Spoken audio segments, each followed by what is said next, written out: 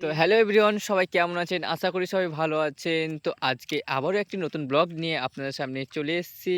তো আজকে আমরা আমাদের গ্রামের মাঠের দিকে চলে এসেছি। আজকে আপনাদেরকে দেখাবো আমাদের গ্রামের মাঠে কতটা পরিমাণে ধান চাষ হয়েছে এবং রাস্তা অনেকটাই দূর রয়েছে এখানে। তো গাইস, এই রাস্তাটাকে যে দেখছেন এটা হচ্ছে আমাদের মেন সদর রাস্তা। এটা দিয়ে আমরা যাতায়াত করি। আর এদিকটাকে যদি দেখাই আপনাদেরকে, তো এটা হচ্ছে পুরো ধানে পরিপূর্ণ হয়ে আছে, একদম সবুজে সবুজ। গাইস দেখতে পাচ্ছেন, আপনাদেরকে জুম জুম করে দেখাচ্ছি যে কতটা পরিমাণে আমাদের মাঠে ধান চাষ হয়েছে। গাইস দেখতেই পাচ্ছেন আমাদের গ্রামের মাঠের ধান চাষ হয়েছে কতটা পরিমাণে।